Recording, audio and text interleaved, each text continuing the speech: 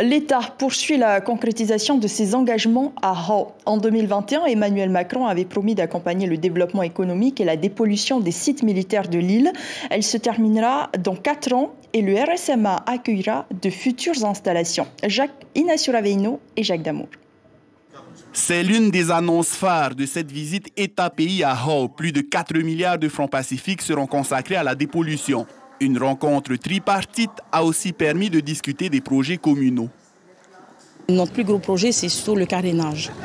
Comme vous l'avez vu, nous sommes bien centrés au milieu des Tuamotu de l'Est. Nous sommes bien au milieu et ça permettra un peu de désengorger Uturoa, parce qu'il y a le carénage là-bas. Deuxième phase de la visite, la 4e compagnie du RSMA basée sur l'atoll. 4 filières d'enseignement y sont proposées. L'idée, c'est de tendre vers une certaine autonomie économique. Tout simplement parce que mes parents se sont lancés dans un projet d'agriculture et c'est plus tard pour pouvoir les aider. Un aspect écologique, économique en effet, immanquablement, c'est pour réduire les importations, ça c'est clair. L'aspect écologique, c'est à partir du moment où vous cultivez bio. De toute façon, c'est un apport organique. Donc voilà, il n'y a pas a priori d'impact environnemental. Quand on observe la résilience d'origine des habitants des Tuamotu, l'idée d'indépendance ou d'autonomie, on appelle ça comme on veut, elle vient naturellement.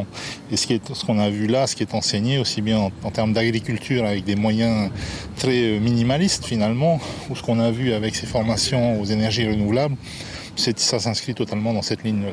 Et puis, il y a aussi la poursuite de l'effacement des anciennes installations du CEP, comme ici, des biotertres de traitement des terres polluées. Et là aussi, l'État a son plan d'action. Il faut compter en gros 4 ans. Je vous la fais si schématique. Ce sont les installations, donc il va falloir à peu près 1 année pour les installer. Comptons 2 années pour dépolluer et 1 année pour désinstaller, remettre tout en état comme c'était. Moi, je n'ai pas honte de le dire. La manière dont le départ de l'armée s'est produit de 1998 à 2000 sans penser à d'éventuelles compensations pour Hao, alors qu'on y a pensé pour toute la Polynésie, y compris pour des îles finalement qui n'avaient pas du tout été impactées, ni de près ni de loin. Je trouve que Hao et que vis-à-vis de Hao, l'État a une dette encore plus importante que vis-à-vis du reste de la Polynésie. Seul point noir de la visite, selon les habitants de Hao, c'est l'absence de réunion publique. Pour eux, beaucoup de questions restent encore sans réponse.